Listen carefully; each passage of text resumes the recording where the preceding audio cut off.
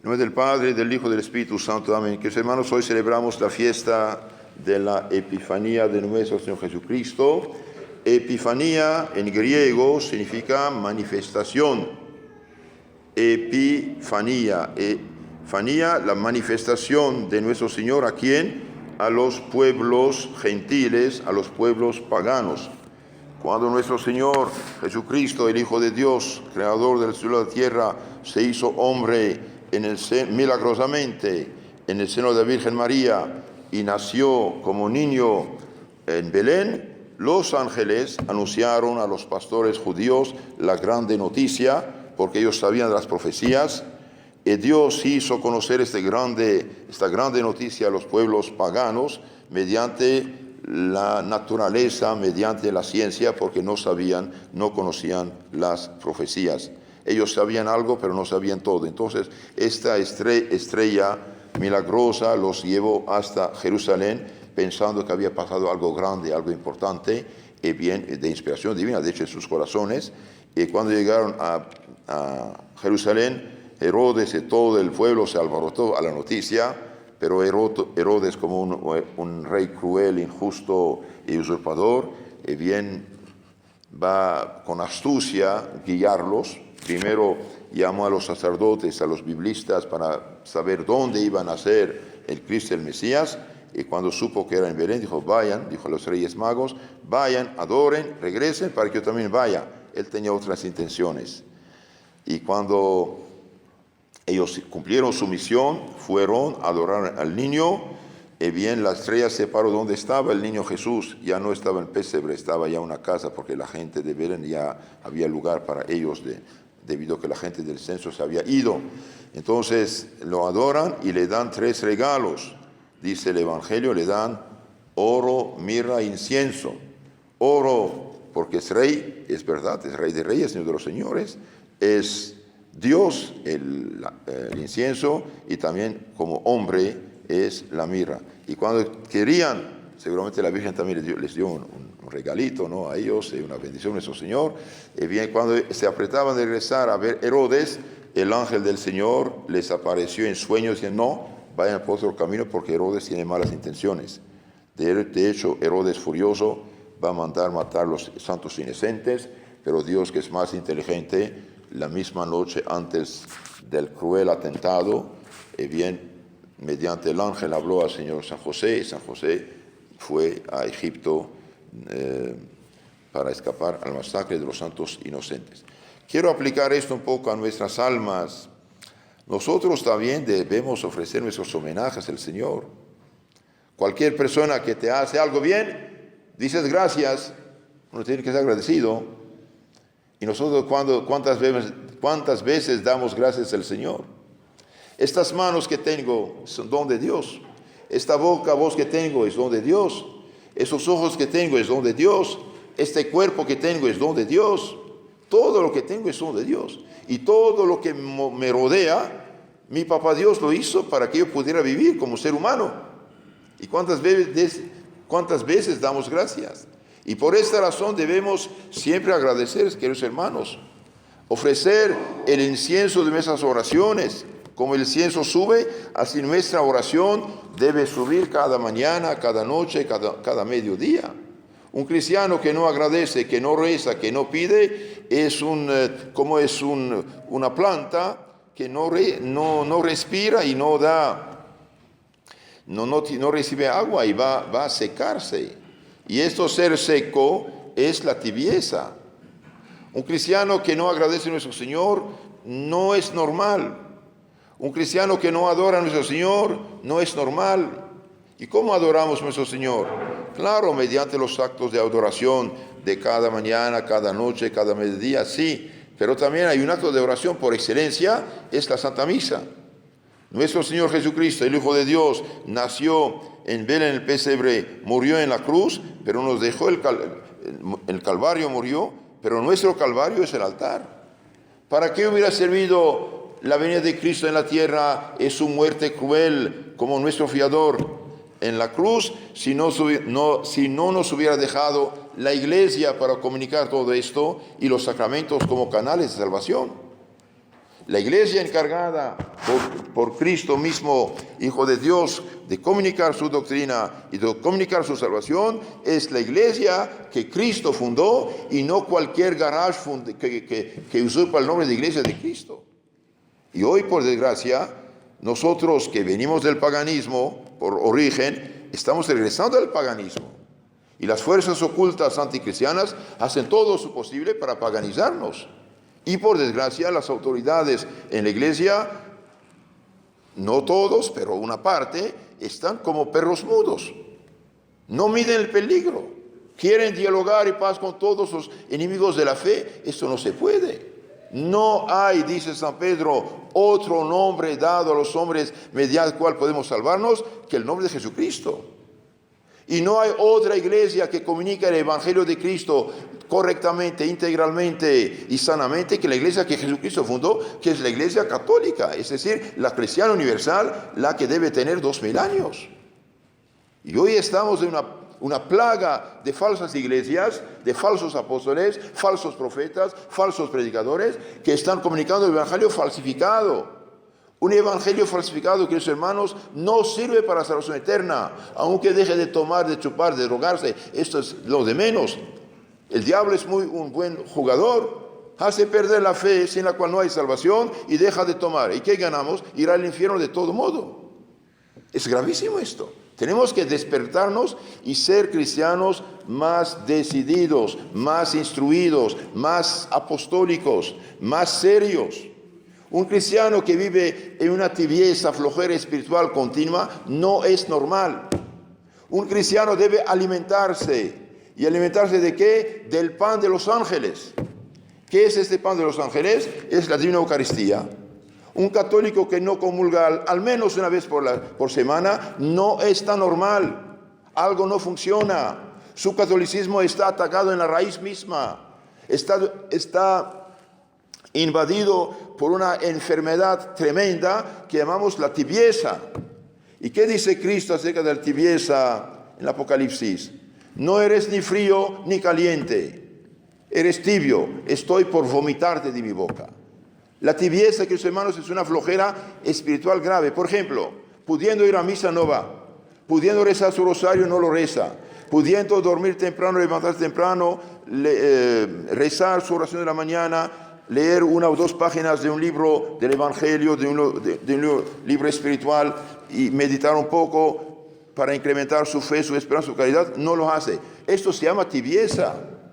Es gravísimo, es muy peligroso. Y la tibieza, cuidado, prepara la caída en el pecado mortal. La tibieza, una persona tibia chupa el pecado venial como si fuera un agua fresca. No, señor. No, señor. El que hace deliberadamente los pecados veniales, esta pequeña flojera, esta pequeña mentira, esta pequeña murmuración, es grave esto. Es verdad que el pecado venial no nos separa de Dios, bien, pero infríe la caridad. Como una persona no está muerta, pero ya tiene menos salud, y un día va a morir. El pecado venial nos priva de muchas luces, bendiciones, protecciones divinas y prepara la caída en el pecado mortal. Y un católico que vive en pecado mortal no es normal, es un cadáver ambulante. Un católico, y cualquier hombre de hecho, que vive en pecado mortal, está como suspendido al borde del infierno. Un sabio dijo, y con mucha razón, el pecado mortal es el infierno en potencia. ¿Qué es infierno en potencia? Cualquier momento puede caer en el infierno. Esto es. Un niño que nace hoy, en 20 años, es padre de familia en potencia. Puede ser para comunicar la vida. Eso significa. Una persona que está en pecado mortal está como suspendida al borde del infierno, frente a un peligro enorme. Y no sabemos ni el día ni la hora. Eso el Señor dijo. ¿Cuántas veces un accidente, un balazo, un terremoto, un incendio, cualquier caída, uno puede morir en cualquier momento? Entonces, cuidado, no podemos vivir de esta manera. Una alma tenemos, o dos, es una, y si la perdemos, no la recobraremos. Así es. Pero como somos tibios, como no entramos en nosotros mismos, no meditamos estas cosas, no nos importa. no nos importa. El borracho está al borde del cirrosis de muerte, no le importa, quiere todavía chupar, va a morir. Lo mismo nosotros con nuestra tibieza. En la tibieza, el pecado venial deliberado, bien, prepara el pecado mortal. ¿Y qué es el pecado mortal? Bien, el pecado mortal es la ruina, la más grande catástrofe que puede caer sobre un ser humano. Miren, por ejemplo, lo que dice aquí un santo acerca del pecado mortal. En el mismo momento en que se comete el pecado mortal, el alma, que es una bellísima imagen de Dios, queda transformada en un horribilísimo monstruo. Ninguna inteligencia creada o creable podrá jamás darse cuenta perfecta del espantoso desorden que encierra el pecado mortal. Esto es algo muy serio. No es posible que se pueda comprender la admirable belleza de que está adornado un alma que goza de la gracia de Dios. Hallándose en este estado, ella es un retrato, una copia de la belleza misma de Dios, para cuya formación se requiere nada menos que una sabiduría y un poder infinito. 1000 vidas, dijo un día Santa Teresa de Ávila, 1000 vidas yo perdería, gustosa, y 1000 muertes padecería por conservar la hermosura de una sola alma, la hermosura de un alma que está en gracia de Dios. Dice, yo estoy lista a dar 1000 vidas antes que hacer un pecado mortal. Y hoy casi no nos importa. ¿Por qué? Porque somos superficiales. Y precisamente por ser superficiales como católicos, ¿qué pasa? Los que nos rodean se pierden. Y los que se pierden, mañana serán instrumentos del infierno para perder a nuestros hijos, nietos, sobrinos, tataranietos. Ese es el problema. Queridos hermanos, estamos en guerra, una guerra espiritual. Las fuerzas ocultas son luciferianas y ellos saben que el mejor puñal para herir la iglesia, los católicos en el corazón, es la corrupción. Por eso favorecen toda esta corrupción y nosotros como bobos nos dejamos como bobos. Leí en un libro que un día un cazador estaba en la montaña cazando y de repente ve un pájaro a 1 metro de distancia de él bajar. Normalmente cuando un hombre se acerca, el pájaro va corriendo. No, baja el pájaro. Y hizo así con su fusil y el pájaro se fue rápido. Bajo los ojos había una serpiente que lo jalaba para comérselo. Hay un flujo con un imán que lo atrae para comérselo. Esto es lo que hace el pecado con nosotros. Pero como somos tan tibios, tan insensibles, no nos damos cuenta y no queremos dar cuenta y ni queremos escuchar. Quizás hay gente aquí que dice, ¿qué está diciendo el padre? Ya basta, ¿no? No basta. Si yo veo a un borracho ir a hacer un accidente mortal, lo agarro, quito de su mano la botella, no lo dejo hacer lo que hace. Si veo a un loco que tiene un pistola para matarse, yo lo domino para que no se mate. Esto es mi deber, queridos hermanos, como sacerdote. El peligro es grande. Toda persona que en este momento está en pecado mortal está al borde del infierno eterno. Dios no quiera un accidente, va al infierno para siempre. ¿Y qué ganamos? Nada. Perdemos todo. Es algo serio. Por eso no tenemos el derecho a ser tibios. No tenemos derecho a tomar las cosas a la ligera. Somos cristianos. Debemos reproducir las virtudes de Cristo en nuestras almas. Otra cita de este santo San Claret. En el momento que se comete el pecado, se hace el alma extremadamente odiosa a Dios. El momento que comete el pecado, el alma ingrata, rebelde, da la espalda a Dios, quebranta la ley de Dios, quebranta el orden que Dios puso en el mundo, y bien esta alma se hace extremadamente odiosa a Dios. No es posible que se llegue a comprender por ninguna inteligencia del cielo o de la tierra cuán grande sea la abominación y cuán entrañable el odio que Dios tiene al pecado. Sí, Dios aborrece el pecado y necesariamente lo aborrece, de tal manera que así como no es posible que deje de amarse a sí mismo como sumo bien, así tampoco lo es que deje de aborrecer el pecado como sumo mal. En el momento en que se peca, el alma de hija de Dios, heredera de la dicha eterna de Dios, el momento que se peca el alma de hija de Dios, se hace nada menos que esclava del demonio. Y el demonio no es amigo. El demonio está lleno de rabia, de maldad, de odio. Es como un corderito cae en poder de un león, así pasa con el alma que cae en poder del demonio. Que los hermanos no hagamos mal negocio. El demonio es un pescador, nos pesca con unas cositas y después nos domina, nos maltrata, nos humilla, nos persigue, nos tortura para toda la eternidad. Si caemos en sus garras ahí, y si todavía vivimos, es un don de Dios. Es un don de Dios.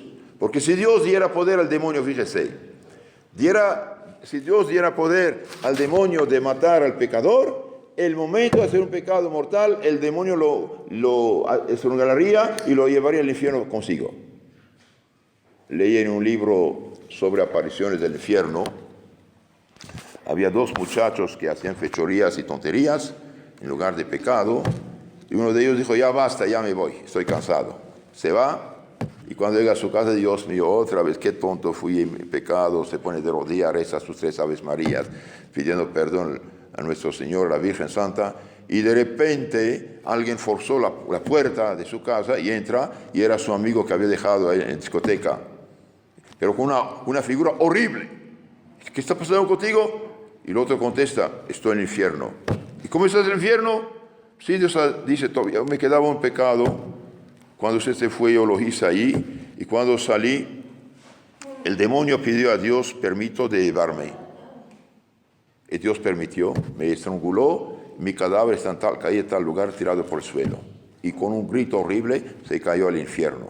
El otro ya ni pudo dormir, apenas pasó la noche, muy temprano, fue a un convento vecino donde había monjes, confesarse, y dijo al padre, vamos a buscar el cadáver de mi amigo. Y estaba ahí tirado en la calle estrangulado. Que hermanos, Dios por misericordia no permite al demonio de llevarnos después un pecado. Si Dios dejara al demonio matar al pecador, lo llevará directamente al infierno. No lo deja, ¿por qué?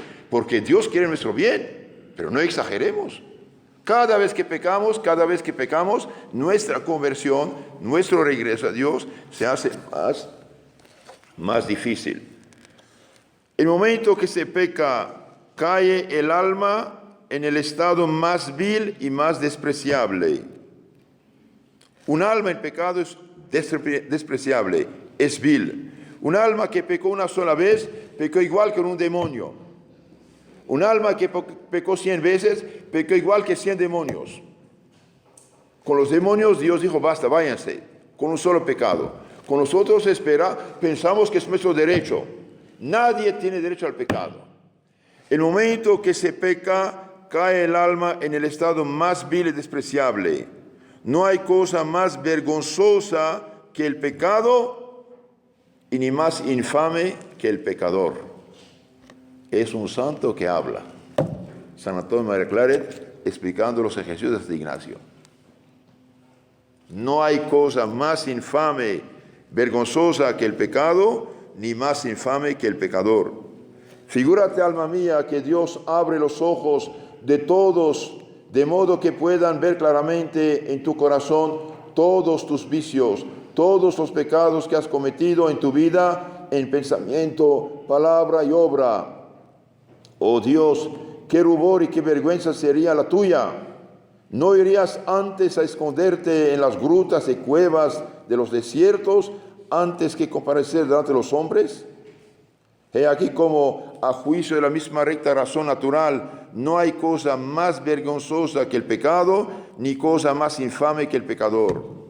Oh, cuánto deberías sonrojarte delante de Dios, en cuya presencia cometiste tantos pecados, y a cuyos ojos está manifiesta continuamente toda la fealdad del pecado que tienes en tu alma.